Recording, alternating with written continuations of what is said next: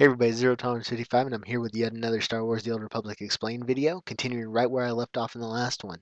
That being said, here's the link to the first video I did about Revan, so if you haven't seen that, check it out and watch that before you get to this one because it'll explain a lot more and you won't be lost.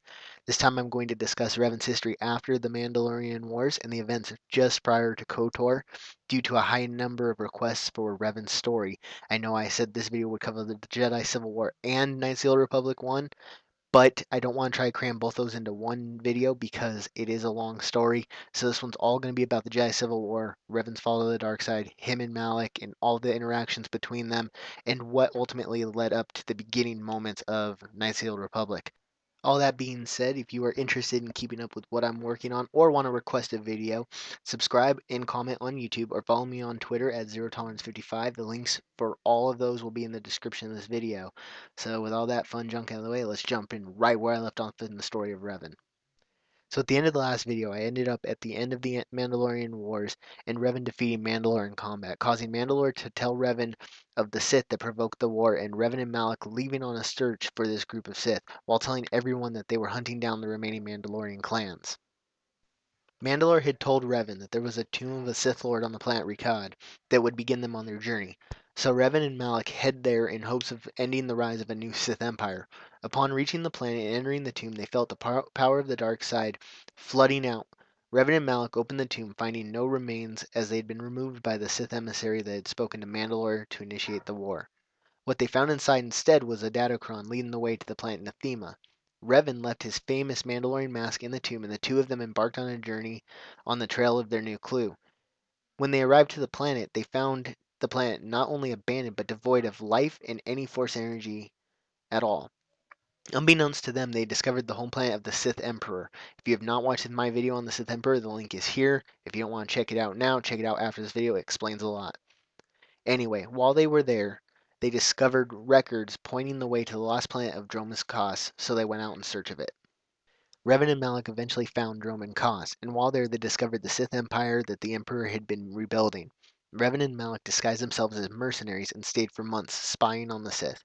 While hiding in plain sight, they discovered the existence of the leader of the Empire himself, the Sith Emperor, and plotted to kill him. They struck a deal with one of the Emperor's guards, who told them he would help them into the Citadel so they could carry out their plan. Little did they know, however, the whole thing was a trap. The Sith Emperor was ready for them and unleashed a Sith spell of incredible power, which allowed him to take control of their minds and turning them into his slaves. He warped their minds and turned them to the dark side. Revan and Malak then agreed to learn Sith teachings at the Trace Academy on the shattered remains of Malachor V and decided to fight for the Emperor rather than destroy him. The Emperor knew about the legends of the Hidden Starforge, which was a space station and weapons factory that was built by the Rakata thousands of years before. He wanted to use it to build up his army and arm them, so he sent his new apprentices back into Republic space in search of the star maps, which were rumored to be hidden on certain planets and that would eventually lead the way to the Starforge's hidden location. Revan had discovered one accidentally on Kashyyyk during the Mandalorian Wars and didn't know what it was. These star maps, when combined, would reveal the location of the Starforge, which hadn't been seen in thousands of years. They then traveled to Dantooine, home of the Jedi Enclave, and began their search for one of the maps. While outside the final chamber where the map was hidden, Malak was still skeptical about the power of the dark side because he was learning to embrace it. He turned and warned Revan that if they began this journey, they can never return to the Jedi Order. With this in mind, Revan pushed forward, revealing the first map to the two of them. With part of the map revealed to them, Revan and Malak began the thought process of being their own empire. Revan, with Malak at his side, turned his back on the Sith Empire and the Emperor, continuing his search for the Starforge, but with a new purpose in mind of rebuilding his own Sith Empire. They continued their search, finding maps on Tatooine, Kashyyyk, Manaan, and Korriban. After finding all pieces of the map, Revan and Malak traveled to the Leon system, but their ship immediately crashed on the planet Leon.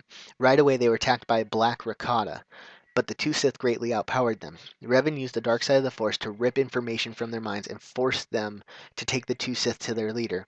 After meeting with their leader, it became clear to Revan these Rakata didn't comprehend their species' past, nor the technological might that the species once commanded.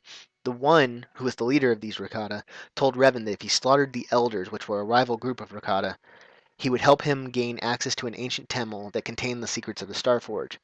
Revan realized that the elders more than likely knew the answers of the Starforge, and instead of destroying them, he went to them in peace. This was a smart move on his part, considering the elders taught Revan all about their past, their old empire, and even the disruptor field in the system that caused their ship to crash land as soon as they entered the Leon system. Revan told them he was a servant to the light, seeking to destroy the Starforge and its dark powers. He managed to dupe the elders, and they gave him access to the temple where he didn't destroy it, but instead took control of the power of the Starforge.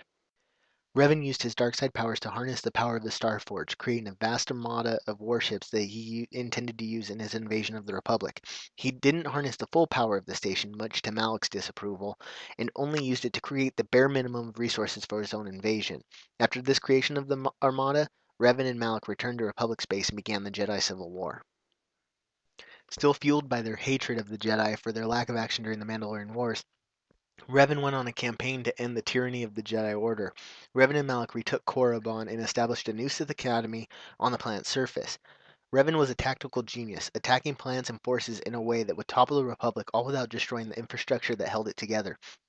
He did so because he wanted it to be easy to rebuild the infrastructure of his new empire in preparation for the forthcoming invasion of the Sith Emperor and his empire, rather than starting completely from scratch and having to build an empire to combat the Sith Emperor. A year after their return, Revan and his Sith captured a large chunk of the Republic fleet and successfully carried out an attack on Telos, a planet that Revan intended to capture. Malik, however, had a former Republic admiral by the name of Karath destroy the planet instead, killing everyone on the planet's surface, including the wife of Karth and Nasi, who will come into play a lot later. Revan realized that the threat of the Jedi was the biggest worry and began sending out Sith assassins to kill or capture Jedi all over the galaxy. On key plans, Revan had his followers break the will of captured Jedi, turning them to the dark side.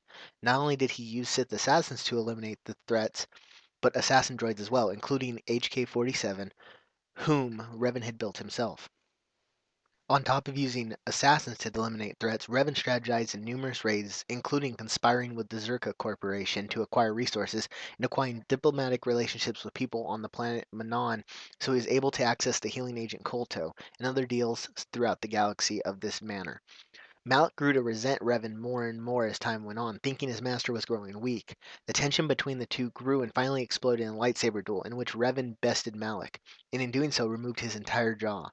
Malik had to be fitted with a cybernetic jaw to be able to speak, and once again bowed to his master. While Malik recovered, he was referred to as a meatbag by HK-47, and Revan found it so amusing that he reprogrammed HK to call all organic life forms this. As the war continued on, the Sith won battle after battle until a Jedi Knight by the name of Bastion entered on the Republic side. Sean had a force power called Battle Meditation, which increased the combat effectiveness of Republic forces while sapping the will of enemy soldiers. With her introduction to the war effort, the Republic had a chance to hold back the Sith, but they knew time wasn't on their side. The Republic and the Jedi decided to set a trap for Revan and Malik, so they tricked them into engaging a small fleet in space combat. During this, Sean and a small team of Jedi and Republic soldiers infiltrated Revan's ship and stormed the bridge. They cornered Revan, and he killed all the soldiers easily while his Dark Jedi were killed by the invading Jedi. Before Revan and the Jedi could attack each other, Malik took advantage of these events and ordered his group of ships to fire upon Revan's flagship in hopes of eliminating Sean, her Jedi, and his master Revan in one shot so he could take control. Malik believed he succeeded in killing Revan and Sean. However, Sean survived the attack and decided upon herself to save a comatose Revan and keep him alive as he bounced on the edge of life and death. This action caused the creation of a force bond between the two of them. The Sith believed their master was dead and swore their allegiance to Malik, while the Jedi figured out what to do with Revan and how to exploit the bond he shared with Sean in order to end the war. The Council used the Force to effectively wipe Revan's mind and reprogram it, hiding his identity from even himself.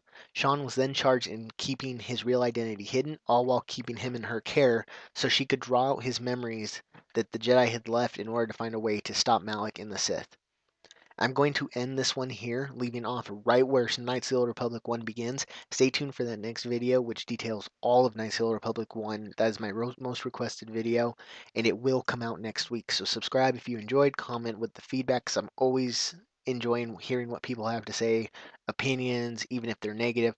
Whatever you guys want to tell me, feel free to either comment on here, hit me up on Twitter at ZeroTolerence55, any way you guys want to, comment, tell me how I'm doing. So thank you guys for watching, and the Knights of the Republic video is coming very soon.